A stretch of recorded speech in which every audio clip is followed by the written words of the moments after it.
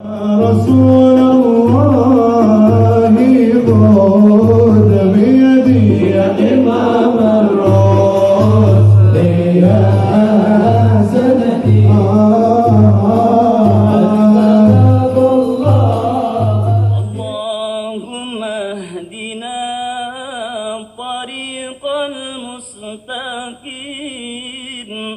طريقا من الله رب العالمين. إلى حضرة نبينا محمد صلى الله عليه وسلم ثم إلى وحي أزواجه وذريته وأصحاب والتابعين لهم بإحسان إلى يوم الدين ثم إلى وحي أنبياء المرسلين وأولياء الله الصالحين والعلماء العاملين وإلى الوحيد من المسلمين والمسلمات والمؤمنين والمؤمنات. الفاتحة. أعوذ بالله من الشيطان الرجيم. بسم الله الرحمن الرحيم. الحمد لله رب العالمين الرحمن الرحيم مالك يوم الدين إياك نعبد وإياك نستعين اهدنا الصراط المستقيم صراط الذين أنعمت عليهم غير المغضوب عليهم ولا الضالين.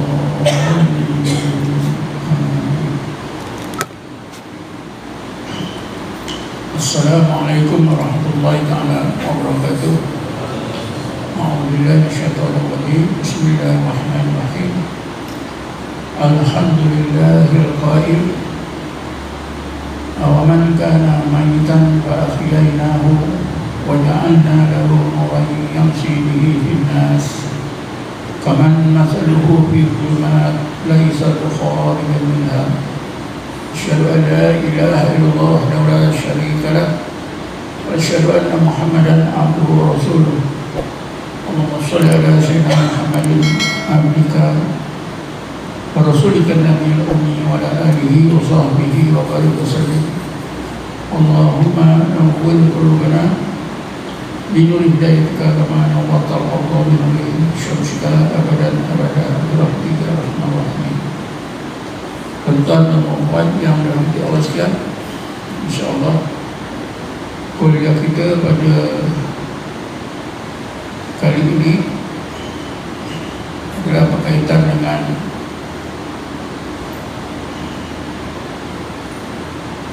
bagaimana kita mau menghidupkan hati kita yang mati. Kita sebagai seorang yang beriman kepada Allah, belum tentu hati kita sudah hidup. Akal kita sudah hidup, tapi hati belum tentu.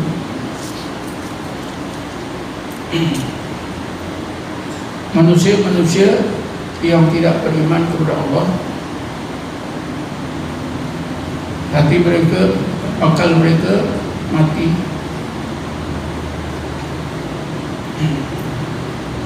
Sebab itu kalau kita ajak orang yang bukan Islam untuk memahami dan mencari kebenaran Islam, beriman kepada Allah, mereka tak dengar. Sama juga kita ajak lembu kambing itu dengar suara kita, tapi dia tak faham apa yang kita ajak. Begitulah juga orang-orang yang bukan Islam, bila kita ajak Islam, lebih kurang macam itulah.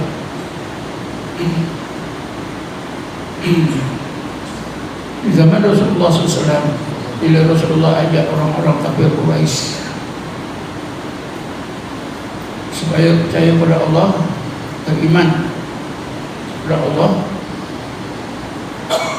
mereka digambarkan oleh Allah SWT dalam surah Al-Baqarah. Bismillahirrahmanirrahim. Masalul ladzina kafaru kamasalil ladzi yam'iku bima la yasma'u illa du'aan wa nidaa'a summun bukmun umyun wa hum la ya'qilun. ini Allah gambarkan keadaan akal orang-orang kafir Quraisy di zaman Rasulullah. Sebenarnya begitulah seluruhnya orang-orang kafir, keadaan akal mereka. Jadi Allah gambarkan contoh ataupun bandingan orang-orang kafir Quraisy di Gunung Kah yang tidak mau beriman kepada Nabi Muhammad SAW. Mereka itu seperti juga binatang yang tak paham apa yang manusia cakap kepada mereka, kecuali suara. Kama salil ladzi yan'iku bima la yasma'u illa nu'aan wa nidaa. Seperti juga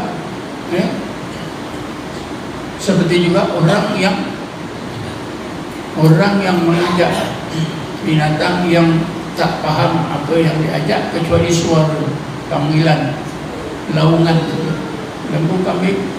Dia dengar suara kita, tapi dia tak paham. Lalu Allah tutup ayat itu dengan firman-Nya, summun bukmun umyun fahum la ya'qilun. Mereka itu pekak, bisu dan buta. Pekak akal, bisu akal, buta akal.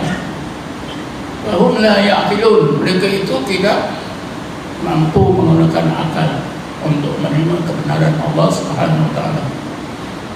Tapi bila kita sudah beriman, maka alhamdulillah kita sudah mampu menggunakan akal kita. Seruan Islam mengajak kita melakukan kebaikan, kita sudah dengar, kita dah faham. Malam ini kita sampai Mesir karena kita sudah mampu menggunakan akal, tidak seperti orang-orang kafir. Tapi tuan-tuan dan puan sekalian, kita janganlah merasa senang hati atau merasa selesa sebab kita dah beriman, dah pergi masjid, kita dah boleh guna akal. Tidak seperti orang-orang kafir yang digambarkan oleh Allah dalam ayat tadi. Kita jangan berpuas hati, senang lenang. Ada satu lagi bakat yang Allah kurniakan kepada kita selain pada akal, ialah hati. Bukan semua hati orang mukmin ini hidup. Imam Ghazali sendiri seorang alim besar, dia merasakan sebelum dia belajar tasawuf hati tidur. Sebab itu beliau mengingatkan kita dengan kata-katanya yang terkenal, dimuatkan dalam kitabnya Jawahirul Quran. Beliau menegaskan, fa innaka fi hadzal alami na'imun walau kunta mustayqidan. Sesungguhnya anda hidup di dunia ini, hati anda tidur. Hati anda tidur, walaupun tubuh badan anda berjaga, aktif, kesana kemari mencari kehidupan siang dan malam. Ini sebenarnya rahsia dibukakan oleh Imam Ghazali, pernah beliau alami. Cuma dia menggunakan istilah tidur. Hati kita tidur. Tapi dalam Quran Allah Ta'ala gunakan mati. Bismillahirrahmanirrahim. Awaman kana mayyitan fa akhyainahu wa ja'alna lahu nuran yamshi bihi fin nas kaman masaluhu fi dhulumat laisa bi kharijin minha. Adakah orang yang hatinya mati lalu kami hidupkan? Sesudah kami hidupkan, kami jadikan dalam hati yang hidup itu nuran. Aman kana mayitan fa ahyainahu wa ja'alna lahu nuran yamshi bihi fin nas.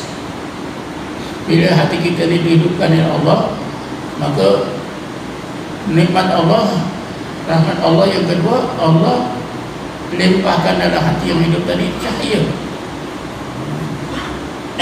Cahaya, insyaAllah nanti saya akan terangkan cahaya.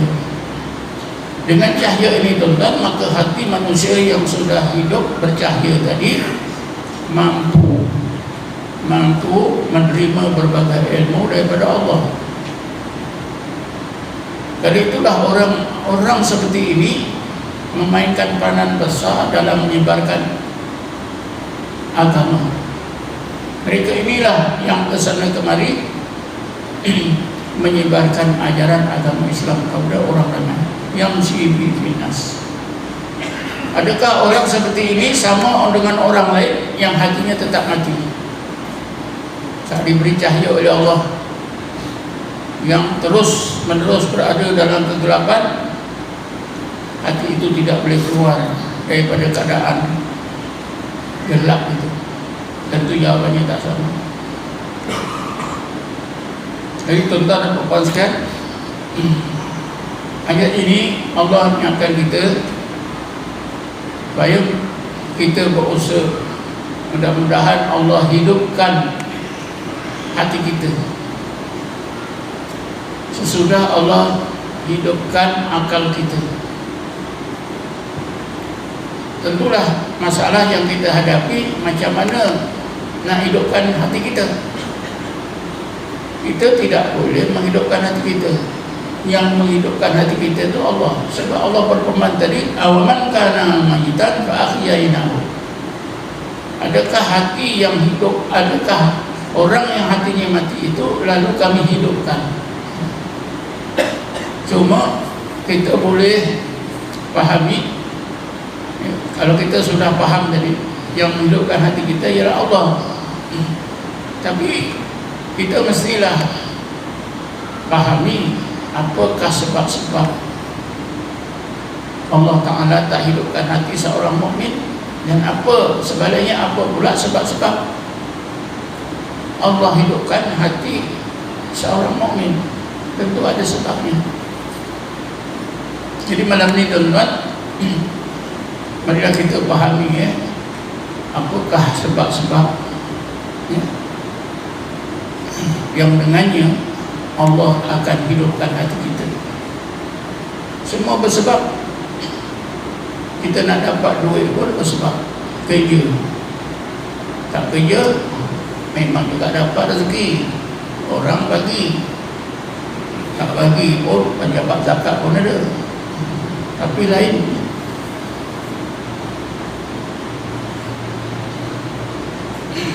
Jadi apakah sebab-sebab yang menyebabkan biasanya Allah hidupkan hati kita? Maka jawabannya sebab yang biasa diterangkan oleh ulama tasawuf yang menjadi faktor hidupnya hati seorang mukmin ialah zikrullah. Zikrullah.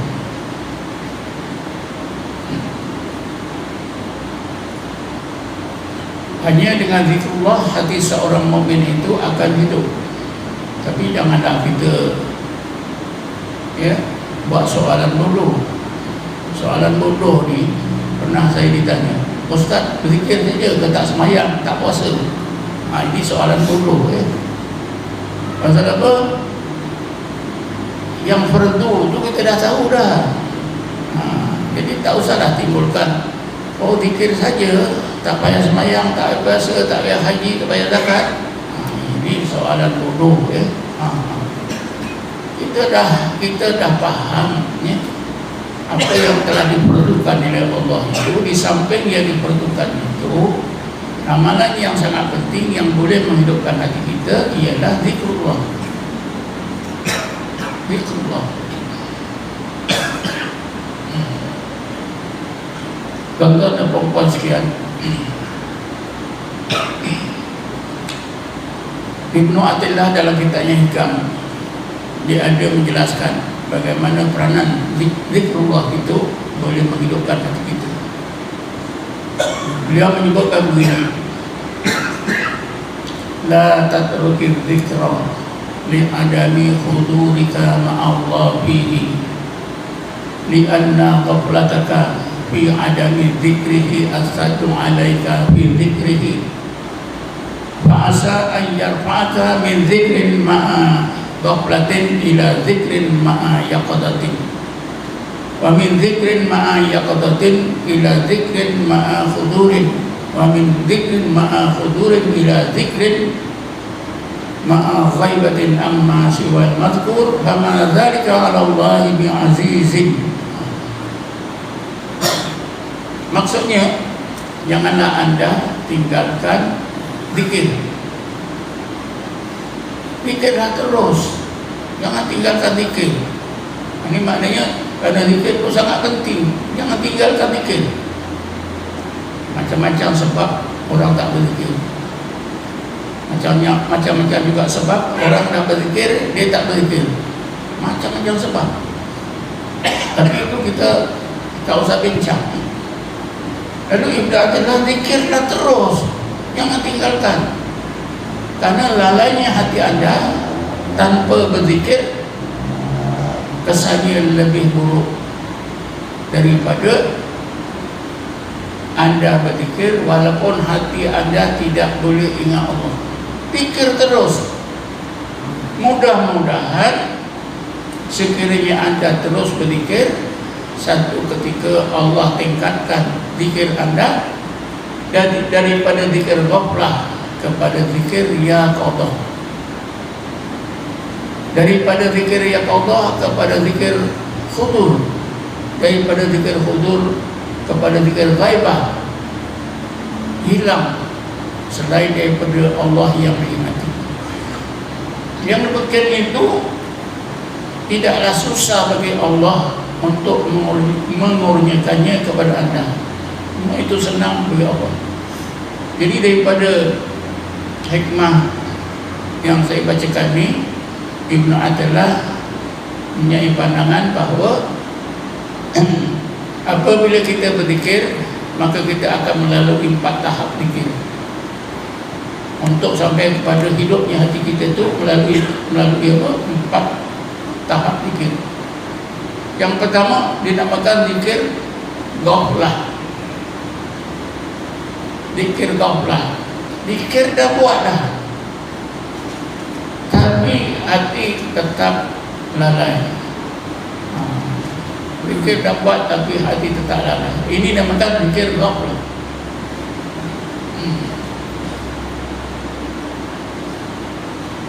Kata Ibnu Athaillah, walaupun hati tetap ghaflah, anda terus berzikir. Karena yang menghidupkan hati bukan kita, Allah. Kita hanya buat apa yang Allah suruh, zikir terus. Fa'asa ayyar ma'aka min zikrin ma'a ghaflatin ila zikrin ma'a yaqadatin. Mudah-mudahan kalau anda terus berzikir, Allah akan tingkatkan zikir anda daripada zikir ghaflah, zikir lalai, kepada zikir yaqadah. Zikir yaqadah itu kan hati dah hidup dah. Hati dah hidup. Kata guru saya, semasa hati lalai itu seperti orang tidur. Seorang hamba Allah tidur di masjid ini, tidur nyenyak. Lalu kita tanya dia, "Wahai Mat, sekarang kau apa?" Boleh jawab kalau orang tidur? Boleh jawab tak? Tak boleh jawab. Itulah hati yang ghaflah. Tetapi bila Allah Subhanahu Wa Taala sudah ubahkan zikir ghaflah tadi kepada yaqadah, insya-Allah. Mat, kau apa? Dia pun terus sebut ya, jam sekian-sekian. Itu bedanya, guru saya kata, antara keadaan hati yang lalai dengan jaga, macam juga orang yang tidur dengan orang yang jaga. Orang yang tidur ditanya apa saja dia tak tahu. Mungkin orang rompak curi barangnya pun tak tahu. Tapi bila orang berjaga, insya Allah dia sudah tahu, sudah sedar apa yang berlaku. Maknanya ketika itu, ketika hati sudah jaga, yang qada, memanglah perbezaannya jauh. Antara hati yang ghaflan dengan hati yang qada ini perbezaannya jauh. Semasa seorang mukmin berada dalam keadaan hatinya itu ghaflan, mungkin dia tak pernah menangis,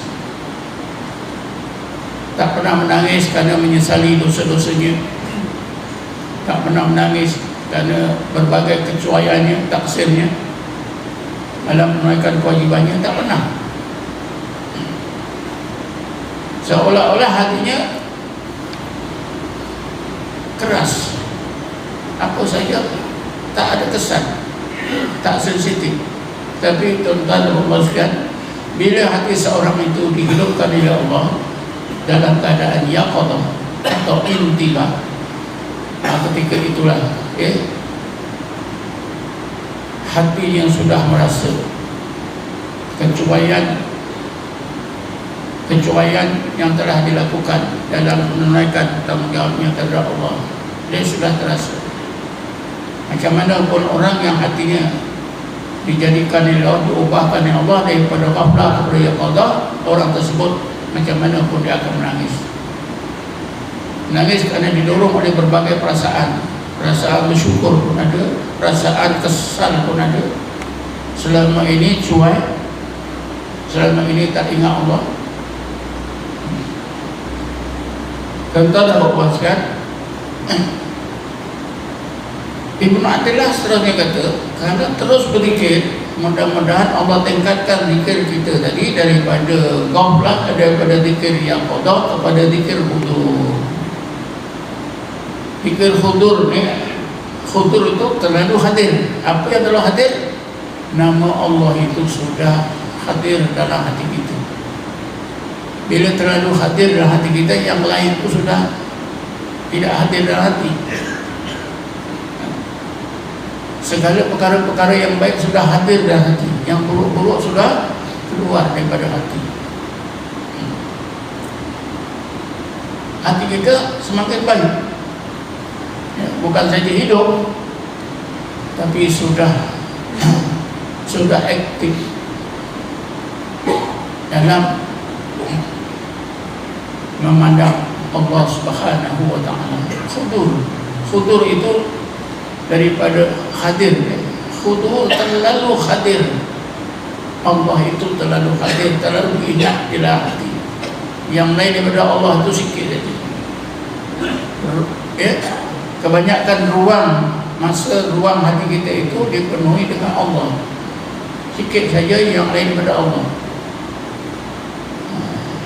Tentulah bila hati kita khudur, maka kita akan lebih aktif untuk menyahut seruan Allah Subhanahu wa taala.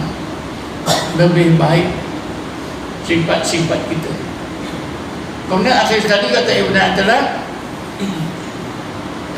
kalau kita terus berzikir, Allah akan tingkatkan ke zikir daripada zikir khudur kepada zikir ghaibah. Ghaibah itu artinya ghaib. Ghaib pun dalam sudah jadi perkataan bahasa Malaysia. Ghaib. Apa yang ghaib? Yang lain daripada Allah. Ghaib hilang daripada hati kita. Yang ada dalam hati kita Allah saja.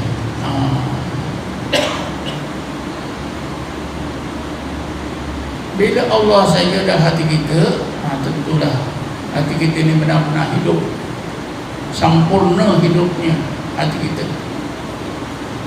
Tuan-tuan dan puan-puan sekalian, itu sepintas lalu ya, tingkat zikir yang 4, zikir ghaflah, zikir yaqadah, zikir hudur, dan zikir ghaibah. Kemudian marilah kita telitikan macam mana zikir ni, kesan zikir pada peringkat-peringkat ini. Ibnu Athilah ada menyebutkan seluruhnya. macam mana kesan zikir tadi pada peringkat-peringkat tersebut, terutamanya di peringkat zikir riyadhullah. Kata Ibn Atillah mengenai di peringkat zikir riyadhullah itu, beliau menyebutkan begini: aurada alaikal waridah litakuna bihi alaihi waridan. Aurada alaikal waridah litakuna bihi alaihi waridan. Ada istilah yang perlu kita faham. Warid, ya. Ada kalimah warid. Warid itu maknanya nur, ya. Al-waridu, kalau jawinya alif lam wa alif ra dah. Warid, lepas bawah tu ada alif, warid. Al-warid, al-warid artinya nur. Nurun yaqdifu Allah Ta'ala fi qalbi man akhabbahu min ibadihi. Warid itu ialah nur hidayat yang Allah masukkan ke dalam hati orang yang dikasihi dari kalangan hambanya, ya. Warid itu ialah nur hidayat Allah yang Allah limpahkan ke dalam hati orang yang dikasihi dari kalangan hamba-hambanya. Dalam Quran pun ada disebut ni. Ibnu Atillah dia menyebutkan perkara ini, ada dalilnya dalam Quran. Bismillahirrahmanirrahim. Ya ayyuhalladzina amanu in tattaqullaha yaj'al lakum furqana. Ya ayyuhalladzina amanu, wahai orang-orang yang beriman, in tattaqullaha, sekiranya anda benar-benar bertakwa kepada Allah, yaj'al lakum furqana, nascaya Allah jadikan untuk kamu furqanan. Furqanan itu maknanya nuran yufarriqu bainal haqqi wal batil. Nur, cahaya hidayat Allah yang membolehkan orang yang menerimanya dapat membedakan antara yang hak dengan yang batil. Jadi furqanan itu sama juga maknanya dengan warid. Dia kata Ibn Atillah, bila kita berzikir terus, Allah Ta'ala akan limpahkan ke dalam hati kita yang terus berzikir tadi warid. Warid ini atau nur ini dinamakan nur intibah, ya, cahaya yang mampu menghidupkan hati seorang, ya, yang hatinya mati akan jadi hidup. Nur intibah, warid intibah. Bila hati kita ni dapat warid intibah, nur intibah, hati kita sudah yaqadha, sudah sadar, maka dengan kesedaran hati kita itu, tuan-tuan, barulah hati kita ini mampu menerima berbagai limpahan rahmat Allah. Barulah hati kita ini mampu. Tuan-tuan dan puan-puan sekalian, saya bagi misal. Dengan misal ini supaya kita dapat mudah faham. Kalau tuan-tuan ada beldi musim hujan lebat, tuan-tuan kelengkupkan, habis hujan tuan-tuan angkat beldi, ada air tak? Tak ada air kan? Tidak ada air kan? Jadi tidak ada air. Pasal apa? Beldi ditelengkupkan, tidak ditadahkan. Tapi bila beldi itu ditadahkan, hujan lebat, insya-Allah dalam beldi ada air. Begitulah contoh, ya. Kata Ibn Atillah, kalau hati kita ini sudah dikurniakan oleh Allah nur intibah atau warid intibah, maka hati kita ini dah hidup ibarat beldi tadi sudah kita tadahkan. Rahmat Allah itu, hidayat Allah itu sentiasa mencurah. Kenapa tak sampai dalam hati kita? Kerana hati kita mati ibarat beldi ditangkupkan. dalam Quran surah Ar-Ra'd tuan-tuan ni. Cuba pahami ni. Bismillahirrahmanirrahim. Anzala minas sama'i ma'an fasalat awdiyatun biqadariha. Ini ayat ini tuan-tuan perlu kita pahami.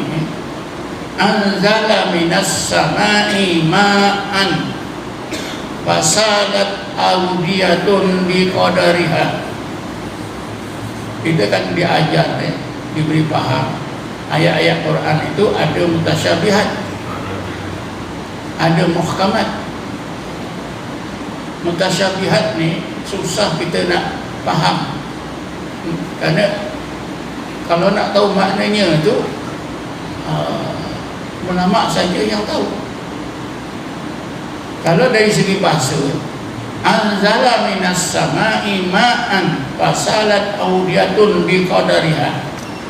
Allah menurunkan daripada langit ma'an, sejenis air. Lalu air itu akan mengalir ke lompak-lompak di muka bumi. Air hujan tuan-tuan lebat sampai ke bumi, akan pergi ke Pigi, akan pergi ke sungai, akan pergi ke parit, ke tasik, ya. Begitulah ibaratnya Allah Subhanahu Wa Taala melimpahkan berbagai ilmu. Sama saja, tapi kenapa ada orang tak dapat? Tadi saya sudah beri misal. Karena orang itu dia tidak bersedia, ya. Ada berdiri terangkupkan, tak sedia. Ada hati tapi dibiarkan mati. Walaupun turun hujan, ya, rahmat daripada Allah, dia tak dapat. Orang lain dapat walaupun duduk sebelah. Inilah tuan-tuan, ya. Bila hati kita ini sudah hidup, diberi warid intibah, sentiasa boleh menerima berbagai hidayat pada Allah setiap detik. Awrada alaikal waridah litakuna bi alaihi waridan. Membolehkan kita menerima warid daripada Allah bila hati kita ini hidup. Ibarat tadi, ya, beli sudah kita tadahkan, dan hidayat Allah sentiasa mencurah seperti hujan yang tak berhenti. Jadi berbeza. Orang yang hatinya mati terterangkup, hujan lebat, tak dapat apa-apa. Hidayat Allah sentiasa mencurah tapi tak dapat apa-apa. Kenapa si fulan ni dapat? Karena hatinya sudah dihidupkan oleh Allah, ibarat beli sudah ditadahkan. Inilah contohnya, Tadi dengan bang, sila bang, kalau di Selangor kena bagi laluan, Sila.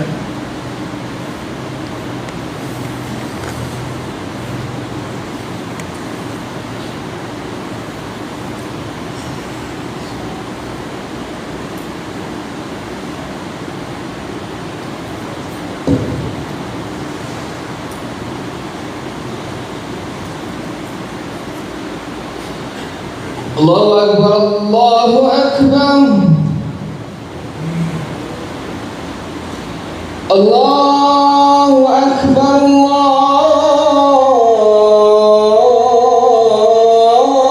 Allahu Akbar.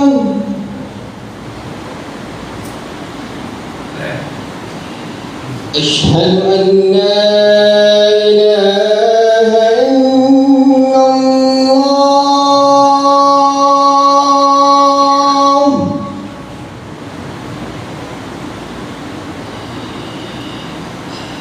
أشهد أن لا إله إلا الله.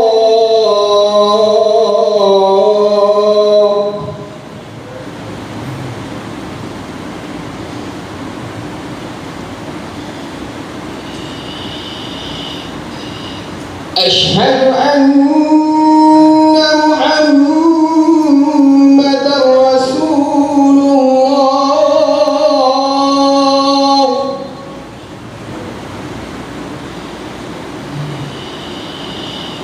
أشهد أن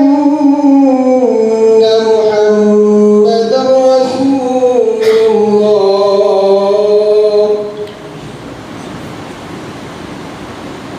حي على الصلاة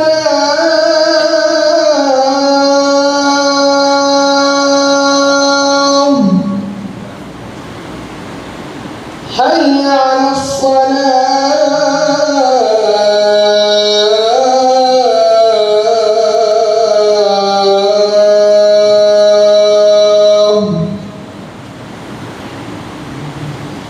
حي على الفلاح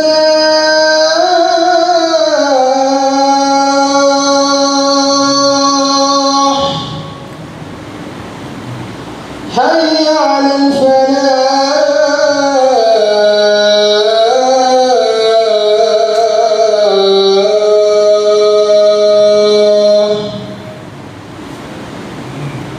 الله أكبر الله أكبر لا إله إلا الله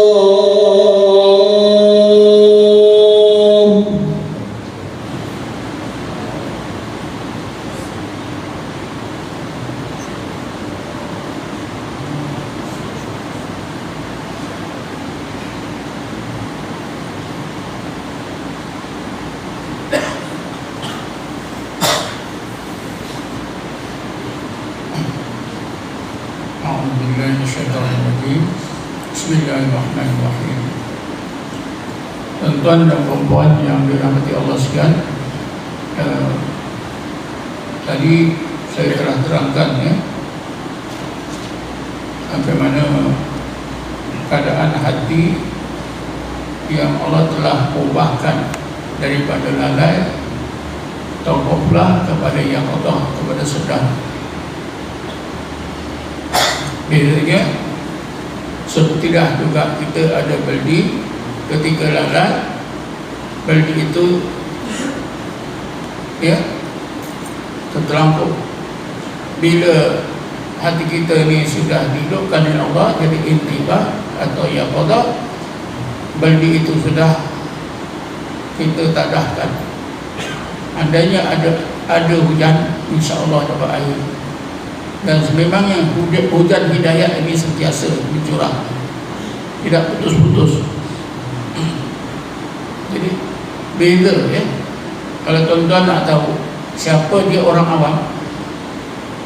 Orang awam itu ialah orang yang hatinya lalai. Tak kira dia ustaz ke ustazah ke, qadi ke, mufti ke. Ini bukan tafsiran saya, tafsiran orang-orang sufi. Siapa dia orang awam?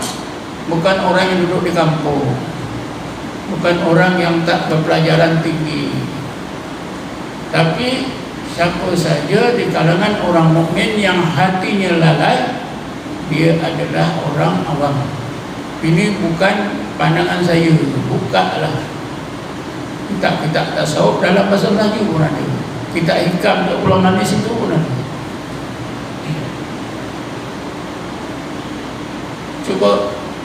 Cuba kita fikir tuan-tuan macam mana hebatnya. Beza antara hati yang mati dengan hati yang hidup. Hati yang mati orangnya dikira sebagai awam, walaupun dia alim.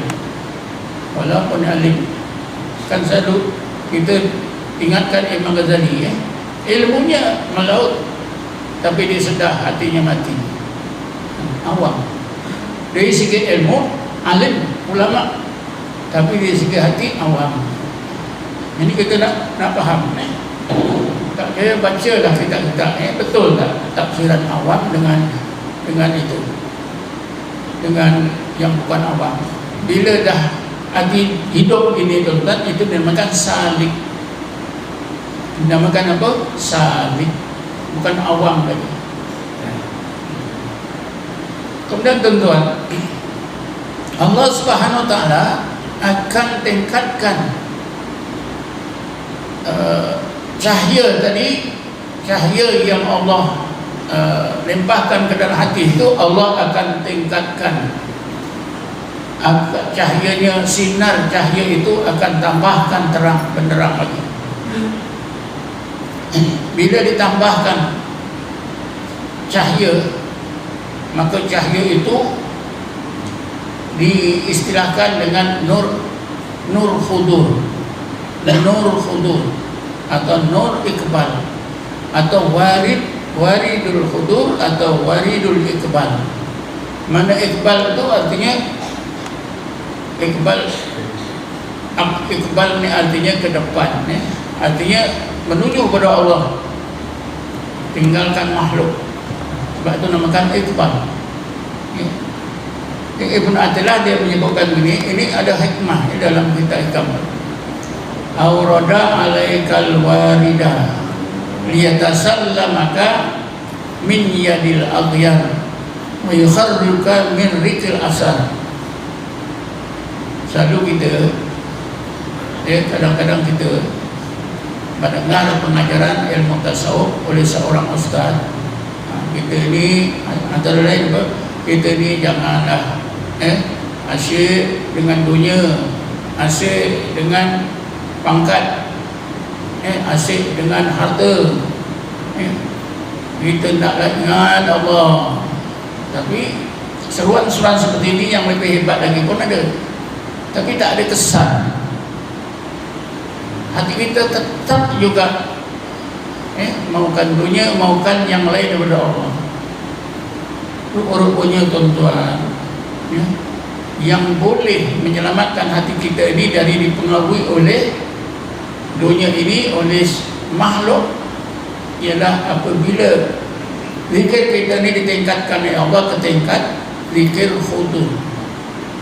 Sebab itu Ibn Athilah dia menegaskan aurada alaikal walidah liyatasallamaka min yadil aghyar wa yukharruka min rikil asar. Maksudnya Allah Subhanahu wa taala limpahkan warid khudur, waridul iqbal dalam ruang hati anda, supaya hati anda selamat daripada pengaruh makhluk.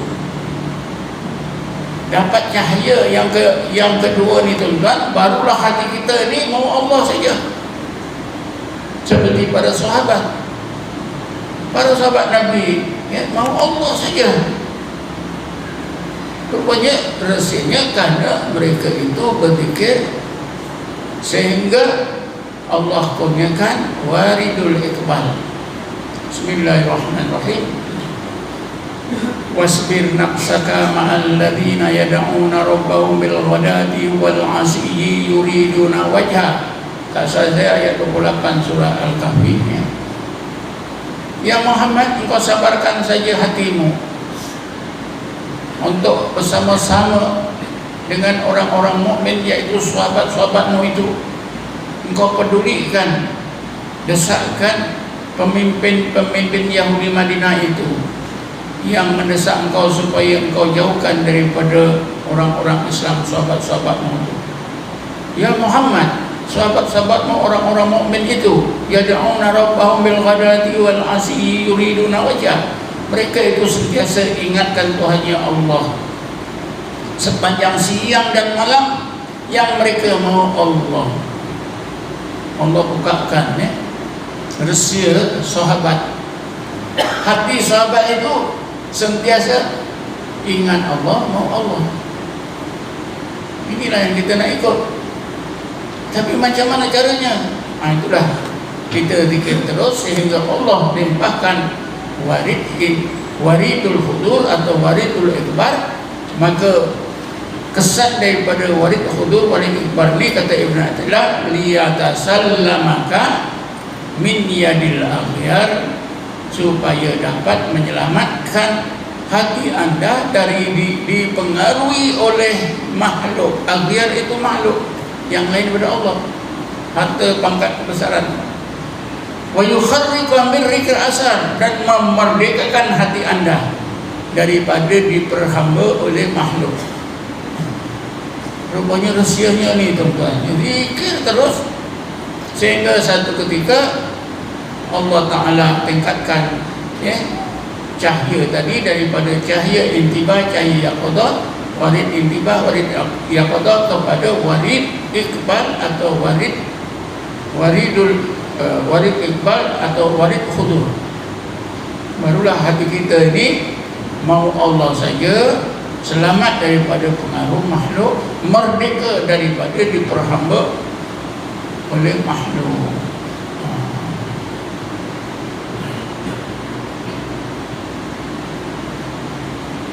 Barulah mereka, barulah bahagia. Rasulullah bersabda, tuba liman kana akluhu amiran wa nafsuhu asiran. Berbahagialah orang yang akalnya jadi amir, jadi raja, nafsunya jadi tawanan raja itu. Fawailun liman kana nafsuhu amiran wa akluhu asiran. Cilakalah orang yang nafsunya jadi raja, akalnya jadi tawanan raja. Saya pikir tuan-tuan boleh faham tak? Ya, cahaya yang tadi nur iqbal atau nur khudur ya. Bila kita dapat cahaya ini tuan-tuan, hati kita ni mau Allah saja. InsyaAllah kalau tuan-tuan lalui zikir ni, satu masa Allah kurniakan ini semua. Akhir sekali Ibnu Athaillah dikata, aurada alaikal warida liyukhrijuka min sijni wujudika ila fadai syuhurika. Allah Subhanahu wa ta'ala limpahkan waridul wisal, nur al-wisal, dengan warid wisal, dengan cahaya al-wisal ini dapatlah mengeluarkan hati anda daripada penjara wujud diri. Ini istilah-istilah ini berat-berat. Daripada penjara wujud diri ke luar di lapangan luasnya pandangan hati anda ketika anda musyahadah terhadap resi-resi Allah Subhanahu wa ta'ala. Nur wisal ni tuan-tuan, kalau diterjemahkan bahasa kita, cahaya hidayat Allah yang menyampaikan hati kita itu kepada ma'rifatullah, mengenal Allah sebenar, menyampaikan diri kita ini ke tingkat hamba Allah yang sempurna, kenal Allah sebenar-benar kenal. Itu nur wisal. Kesannya hati kita ni dapat dikeluarkan daripada penjara wujud diri. Apa makna penjara wujud diri ni tuan-tuan? Kita pun baru dengar malam ni, penjara wujud diri. Begini tuan-tuan, siapa merasa dirinya wujud, boleh sampai tak kita kepada wujud Allah? Boleh. Jadi rasa, siapa yang merasa dirinya wujud, itulah hijab yang besar daripada sampai kepada wujudnya Allah. Kalau wujud diri dah macam tu, semua yang ada ni menghijab, jadi hijab hati kita. Sebab itu ramai orang rasa Allah tak ada. Betul tak? Allah ghaib, Allah jauh. Bila Allah itu ghaib, bila Allah itu jauh. Sedangkan Allah dalam Quran berfirman, Bismillahirrahmanirrahim, wa huwa ma'akum aina ma kuntum. Allah itu serta kamu di mana pun kamu berada. Betul tak kita rasa Allah hilang? Allah hilang. Maknanya Allah hilang itu kita tidak berada dalam kesedaran wujudnya Allah. Kerana ada penjara wujud diri. Dan penjara wujud diri bukan wujud kita ni saja. Semua bakat-bakat yang Allah kurniakan kepada kita, penglihatan kita, pendengaran kita, daya kekuatan kita, kecakapan kita, ilmu kita dan seluruhnya. Itu semua jadi hijab. Kecuali apabila Allah kurniakan, limpahkan dalam ruang hati kita nurul wisal. Wisal ini artinya sampai ke mana? Kita boleh tafsirkan sampai kepada ma'rifatullah, sampai kepada derajat ihsan, di mana Rasulullah menjelaskan al-ihsan an ta'budallaha ka'annaka tarahu fa in lam takun tarahu fa innahu yaraka. Ihsan itu ialah anda beribadat kepada Allah seolah-olah anda melihatnya. Ini berlaku apabila kita zikir kita itu meningkat kepada tingkat yang terakhir, apa? Zikir ghaibah. Yang lain daripada Allah hilang. Yang kita rasa wujud hanya wujud Allah saja. Sebab itulah Ibn Athilah sebutkan tadi, mengeluarkan hati anda daripada penjara wujud diri. Karena pada masa itu yang kita rasa, wujud yang kita rasa hanya wujud Allah. Jadi ketika itulah Rasulullah kata, anda seolah-olah melihat Allah.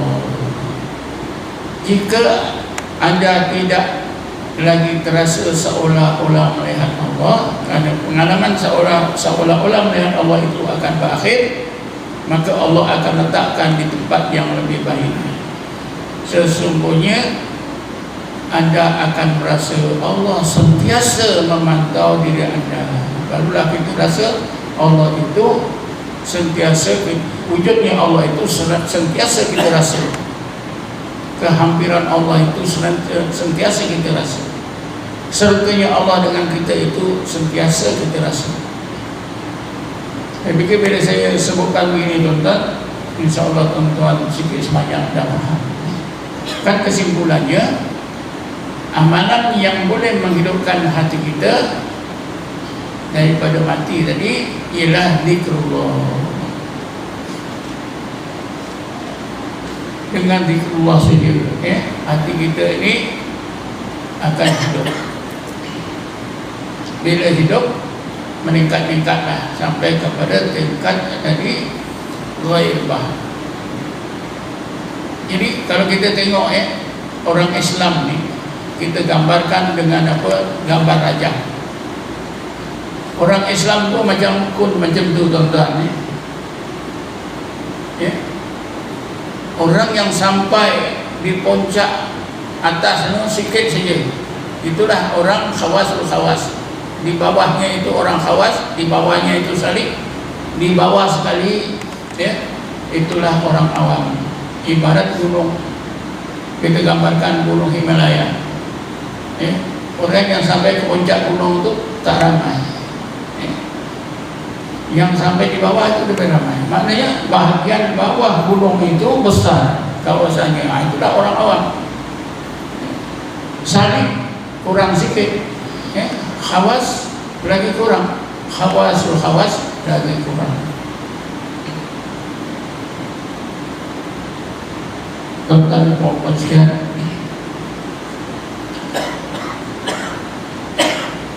tentu ada tuan-tuan bertanya-tanya dalam hati,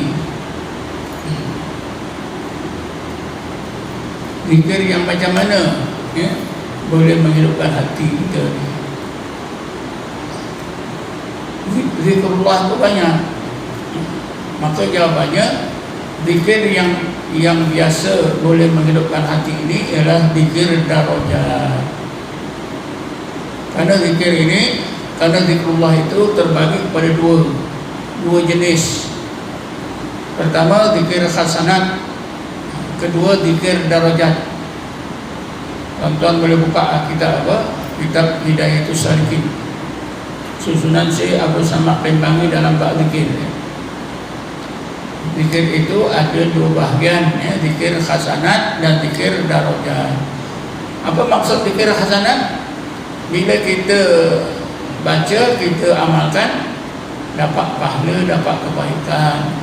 Seperti wirid-wirid yang kita amalkan biasa lepas sembahyang. Wirid-wirid yang kita amalkan lepas sembahyang ni dinamakan termasuk dalam kategori zikir hasanat. Tuan-tuan mungkin tak tahu kita amal selama ni zikir lepas sembahyang tu, kita tak tahu siapa yang menyusun. Kalau tuan-tuan nak tahu, pergi Jabatan Mufti ya, minta satu apa tu kitab kecil ya, kitab kecil yang telah disusun oleh arwah almarhum Dr. Sulaiman Ibrahim ya, bekas pensyarah sampai itu Universiti Islam Brunei yang meninggal dunia tahun 2016. Satu buku kecil, Aurat Qasasiyah, yang menyusun tuan-tuan bernama Syekh Ahmad Qasasi. Sebab itu wirid yang kita baca ni dinamakan wirid Qasasi, Aurat Qasasiyah. Seorang ulama yang mengikut tarekat Satariyah yang menyebarkan ke alam layu ni, ke Asia Tenggara, ialah murid beliau, iaitu Syekh Abdul Rauf Singkil. Syekh Abdul Rauf Singkil ni murid kepada Syekh Ahmad Qasasi. Bila dia balik ke sini, ke Sumatera, dia amalkan wirid ni, sebarkan kepada orang ramai, sampailah kepada kita. Tapi sedih juga kita tak tahu siapa yang menyusun. Yang menyusunnya ialah Syekh Ahmad Qasasi, kira-kira dalam 300-400 tahun yang lepas ni. Kerana Syekh Ahmad Qasasi ni, tak salah saya, dia hidup pada abad 11 Hijriah. Jadi kira-kira sudah 300 atau 400 tahun. Kalau nak pasti lagi, bagi Jabatan Mufti minta buku tentang Aurat Qasasiyah atau wirid Ahmad Qasasi. Jadi wirid-wirid yang kita amalkan ni dinamakan zikir hasanah, dapat pahala, dapat kebaikan baik dia amal. Satu lagi zikir darajat. Zikir darajat ini bedanya zikir yang disusun bila diamalkan boleh meningkatkan tadi tahap-tahap zikir kita, daripada zikir ghaflah, boleh zikir yaqadha, zikir khudur, dan zikir ghaibah. Begitu juga boleh memperbaiki keadaan hati kita, daripada hati yang keras jadi lembut, daripada pemarah jadi pemaaf. Ini semua derajat. Daripada apa itu banyak dosa meningkat, Allah tanamkan sifat taubat, sifat sabar, sifat syukur, sifat khauf, takut pada Allah, sifat roja, sifat luhur, tawakal, mahabbah, redha dan mahabbah. Boleh meningkat. Sebab itu dinamakan zikir darajat. Jadi jawabannya, zikir yang mana? Zikir darajat. Zikir darajat yang mana satu? Zikir yang diajar oleh orang-orang sufi yang dinamakan zikir-zikir dalam at-turuq as-sufiyah, zikir-zikir tarekat orang-orang sufi. Maknanya zikir tarekat itu senang saja. Sebab itu kita kena belajar tarekat. Tak belajar tarekat, tak dapat dah zikir tarekat. Tak belajar tarekat, tak dapat zikir tarekat, taklah beramal dengan zikir darajat. Satu lagi, zikir darajat ini ada pimpinan, ada adab dan peraturan, ada kaedah-kaedah beramal. Nak berzikir itu mudah dipasang.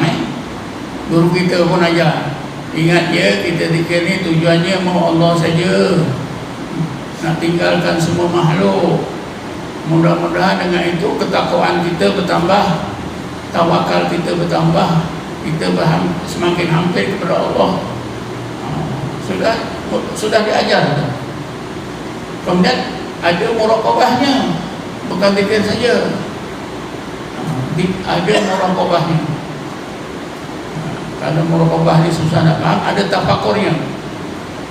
Ayat 191 surah Al-Imran ni saya cuba bacakan. Bismillahirrahmanirrahim. Alladzina yadhkuruna Allaha qiyaman wa qu'udan wa 'ala junubihim wa yatafakkaruna fi khalqis samawati wal ard. Ulul albab itu dah mereka yang sentiasa berzikrullah dalam apa juga keadaan hidup mereka, berdiri ke duduk berbaring, sambil mereka berzikir, mereka tafakur terhadap ayat-ayat Allah yang di langit dan di bumi.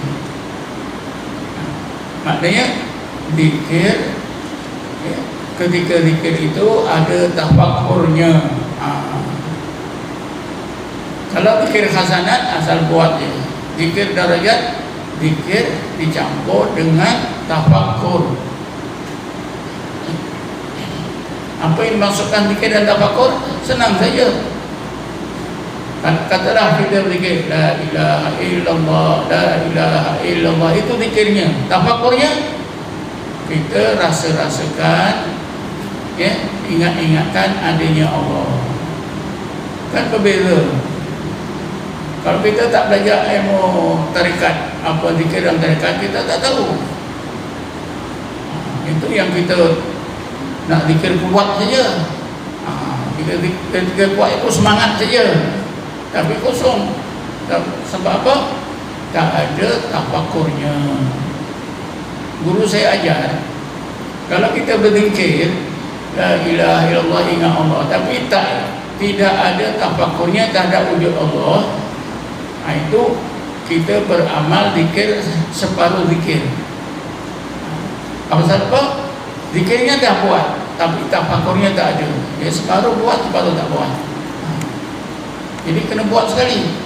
Kerana contohkan oleh Allah dalam ayat 191 surah Al-Imran tadi, alladzina yadhkuruna Allaha qiyaman wa qu'udan wa 'ala junubihim wa yatafakkaruna fi khalqis samawati wal ard. Wa itu waw khal, bukan waw ataf, tapi waw khal. Dalam hal keadaan ketika mereka berzikir itu, mereka tafakur.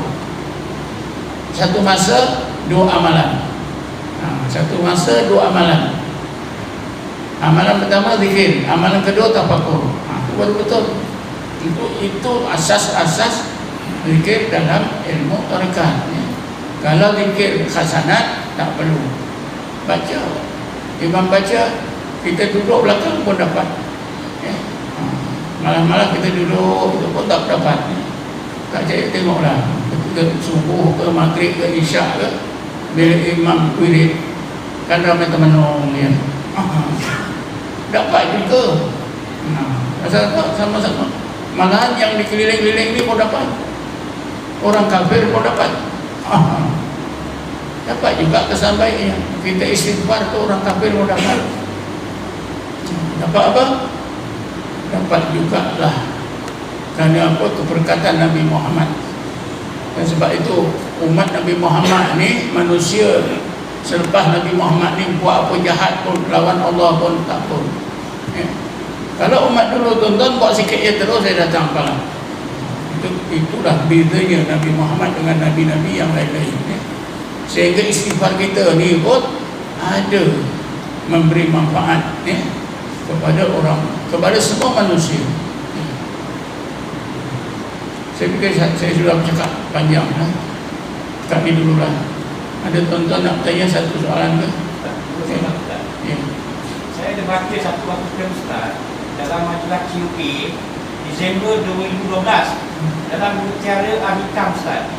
Soalan pertama Ustaz tulis, orang yang salat dengan khusyuk, pelbagai cahaya akan singgah dalam hati dia. Cahaya iman, cahaya takwa, cahaya-cahaya lain pun akan jadi terang benderang. Apabila cahaya dalam hati ini terang benderang, pandangan hati, pandangan rohani semakin awas, semakin jelas. Sahabat-sahabat Nabi SAW, apabila dia buat satu dosa kecil, macam satu bukit 4 atas kepala dia. Kebanyakan sahabat-sahabat Rasulullah ni ada dua sifat. Satu warak dari segi hukum, satu warak dari segi tauhid. Maknanya dia nak Allah sahaja. Dia tak usah terangkan sebab saya Pancik banyak kami pun tak faham. Soalan yang kedua Ustaz, ini pun dalam majalah QA juga, dalam Disember 2012, bahawa hati dan roh orang yang salat dengan khusyuk mengembara ke alam gaib, alam malakut. Proses pembelajaran hati dan roh ni dinamakan sauti. Roh, rasa dalam hati, rasa dalam rohani, menerusi ayat-ayat Allah.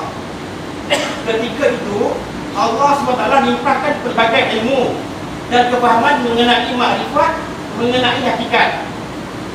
Bagi orang yang berilmu, bertambah luas ruang sirnya. Aku tak faham Ustaz. Bagi orang yang tidak berilmu, ruang sirnya sempit. Itulah punca mereka tidak mau mencari ilmu lagi. Ini Ustaz uraikan sikit Ustaz. Panjang lebar ya. Ada soalan ni. Beginilah ya. Saya jawab yang akhir tu ya. Orang yang berilmu ini berkaitan dengan apa itu kejadian Allah jadikan sir. Ini di antara perkara yang selalu dipetikai orang yang tak belajar ilmu tasawuf ni. Tanya ahli jatan kuasa akidah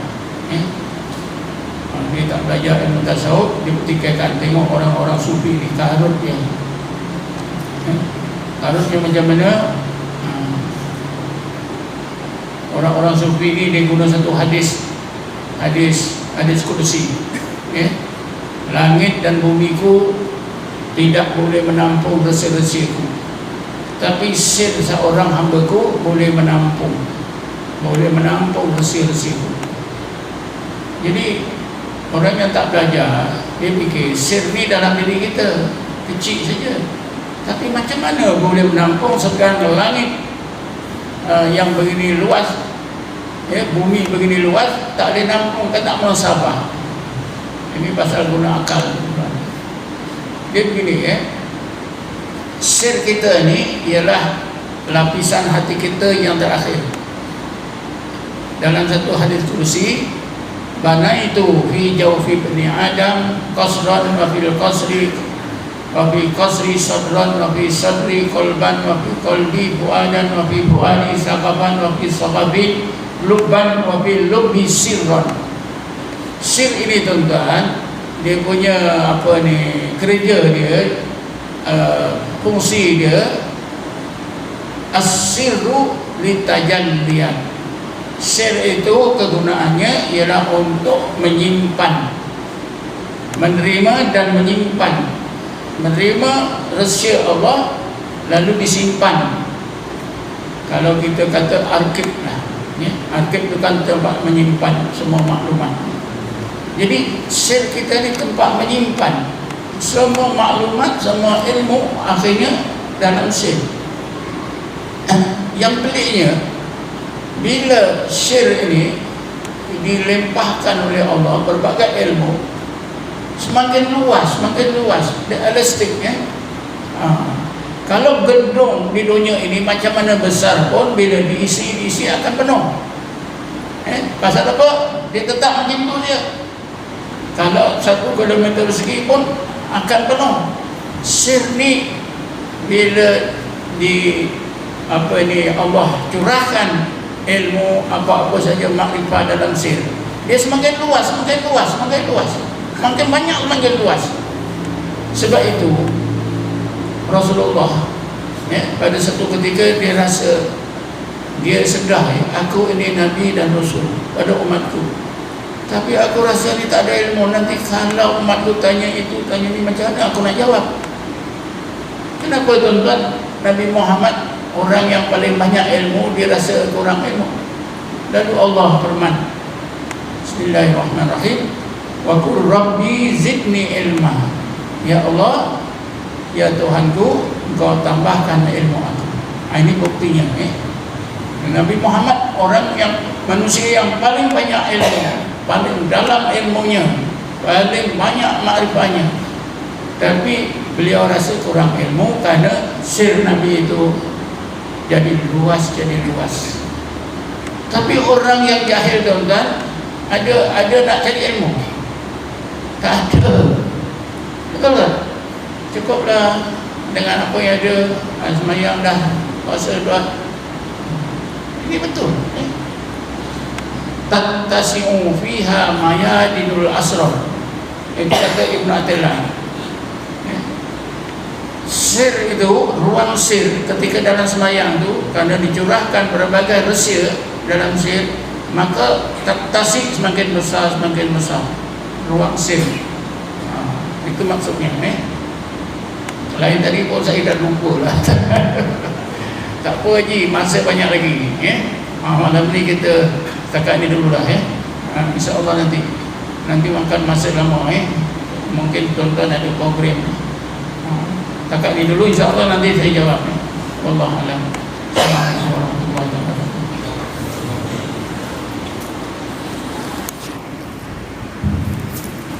Waalaikumsalam warahmatullahi wabarakatuh.